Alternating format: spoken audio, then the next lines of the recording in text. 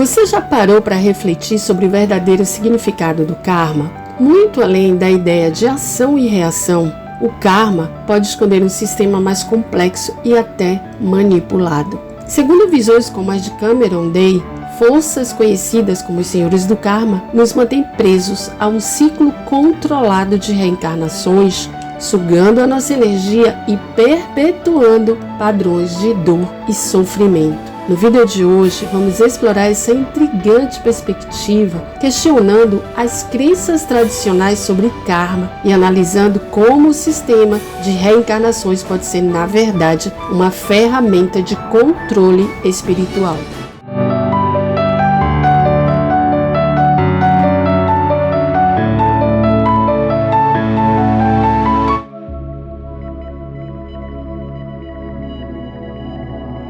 Olá, sejam bem-vindas e bem-vindos ao nosso canal.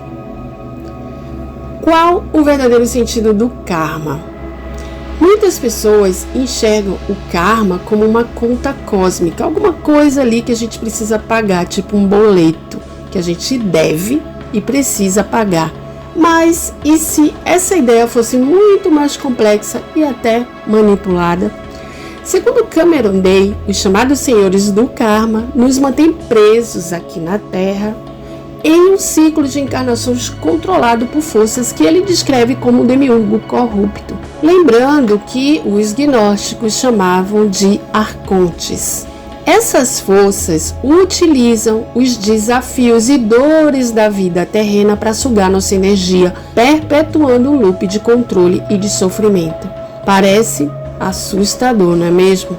Mas e se houver uma forma de entender e sair dessa armadilha? Nessa série de vídeos vamos explorar a partir de agora esse tema mais a fundo e descobrir e entender como podemos escapar dessa armadilha. Essa visão de karma como uma dívida eterna pode ser comparada aí à lei do talião, conhecida como olho por olho, dente por dente. Vocês já ouviram falar sobre isso, né? Estabelecida no Código de Hammurabi. Código criado por Hammurabi, que foi um rei da Babilônia que viveu no século XVIII a.C., então aí já tem mais ou menos uns 4.000 anos, definia que a punição para um crime deveria ser proporcional à infração cometida, ou seja, a ideia de justiça era retributiva e direta. Para cada ação errada, uma compensação equivalente que deveria ser feita. Essa lógica, embora tenha sido uma tentativa de estabelecer ordem e justiça, também carregava ali um risco de perpetuar o ciclo de violência e vingança. Imagine, por exemplo, uma pessoa que poderia ali espancar uma outra. Então, ela poderia ser espancada em retribuição, porque a justiça era retributiva. Porém, se aquela pessoa continuasse achando que ela deu uma surra naquela outra, porque a pessoa tinha uma culpa e ela ainda recebe uma surra em troca, ela poderia se vingar novamente. Então, por isso que isso pode ser uma coisa interminável, porque gera talvez ali o sentimento da vingança e da continuidade daquele erro ou daquele crime. Imagine que em uma encarnação uma pessoa tira a vida de outra. Após o desencarne, essas duas almas elas passam ali por um processo de reconciliação. A vítima, ela perdoa o algoz, enquanto o algoz expande sua consciência também, reconhecendo os próprios erros e incorporando a bondade em sua essência, porque ele vai ajudar em outras esferas espirituais. Mas mesmo assim, ambas são convidadas a retornar à Terra em uma próxima vida para resolver o desequilíbrio gerado por essa ação. Então, primeira coisa, será se só existe essa forma, a pessoa tem que voltar e reencarnar e ter que passar por dificuldades de novo e tal? Mas então surge a questão, se essas almas elas já pacificaram e restauraram ali um entendimento e uma expansão da consciência em outro plano, e uma delas alcançou uma nova perspectiva, disposta a fazer o bem e a anular essa carga negativa, porque aí precisa também anular a carga negativa, porque todos nós somos responsáveis por tudo aquilo que fazemos, não é isso? Então, por que seria necessário reencarnar em meio às provações, sofrimentos, privações? Mesmo que essas almas, elas concordem, no caso em retornar aqui na Terra, renascer aqui para melhorar certos aspectos, aí o que acontece? O véu do esquecimento apaga toda a memória dela E a pessoa nem pode saber se o que está vivenciando realmente faz parte de algum acordo anterior, quando estava no plano espiritual. Então, assim, a pessoa que foi vítima pode, no caso, voltando à questão aí de duas pessoas que encarnam ali, aquela que foi vítima, devido às emoções profundas ainda latentes, ela pode acabar se tornando o algoz daquele que a prejudicou em uma vida passada. Ou, em outros casos, ela pode simplesmente não buscar reconciliação, se fosse um caso, ter que reconciliar, da necessidade de perdão, de reconciliação, e perpetuar um ciclo de animosidade ou até de inimizade. Além de não perdoar, pode voltar ainda com uma inimizade maior. Embora a memória física ela seja apagada no processo de reencarnação, a alma ela ainda carrega lembranças sutis e sentimentos que de forma inconsciente vão influenciar com certeza as suas interações naquela nova vida. Esse ciclo, no entanto, pode se prolongar por várias vidas, sem que as almas envolvidas consigam realmente resolver aqueles conflitos que já existem de outras vidas ou atingir a harmonia necessária. Às vezes levam muitas vidas e isso é muito normal, que almas aí, ou uma persegue a outra por séculos, sem se dar conta que já está em outra realidade. Então, esse ciclo, no entanto, pode se prolongar demais, sem que as almas envolvidas consigam realmente resolver os conflitos ou atingir a harmonia necessária. E isso cria uma situação em que elas sempre reencarnam repetidamente, revivendo sempre as mesmas dinâmicas de dor, de sofrimento, e nunca chega uma solução. Embora esse processo seja apresentado como uma oportunidade de aprendizado, de evolução, na prática, a maior parte das vezes talvez parece até que prende as almas nessa roda de desafios que são intermináveis, sem progresso real.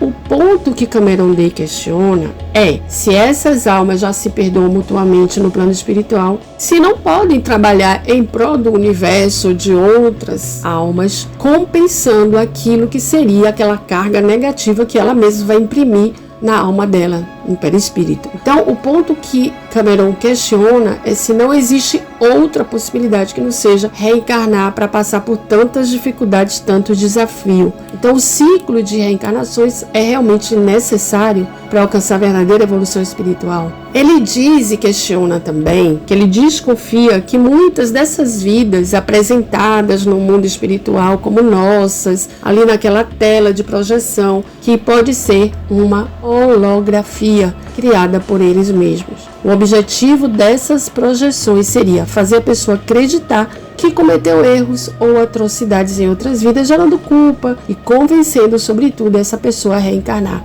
E quando o indivíduo resiste a aceitar esse retorno aqui para a Terra, eles têm estratégias mais elaboradas e vão apelar aos sentimentos mais profundos, como o amor e o apego pelos familiares que ficaram na Terra. Aí eles vão usar imagens e memórias ligadas aos filhos, ao marido, aos netos, aos amigos, para incentivar a pessoa o desejo de voltar e ajudar ou reparar algum erro ou alguma coisa que a pessoa não fez. Então mostra ali a situação, o neto da pessoa passando dificuldade, ou ela precisa nascer naquela família para ajudar o neto como filho do neto, enfim. Essa manipulação ela visa manter a alma presa ao ciclo reencarnatório, repetindo padrões e situações recorrentes.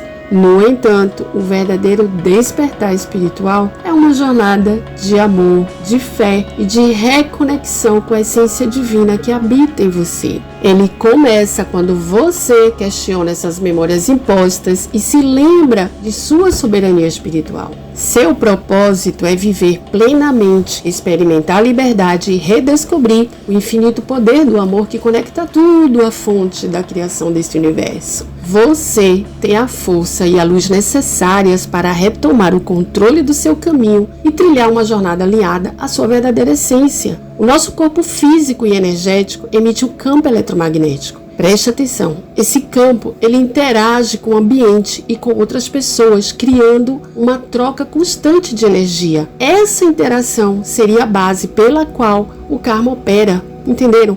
conectando você, que é o indivíduo, ao universo de maneira eletromagnética. Tradicionalmente, o karma ele é visto ali como uma lei universal de causa e efeito, onde nossas ações e escolhas geram consequências que se manifestam nesta vida ou em outras futuras. Parece justo, é justo, porque o eletromagnetismo atrai e você pode atrair coisas também negativas. Você precisa, então, desfazer esses miasmas negativos. A questão aqui é, você precisa reencarnar para isso?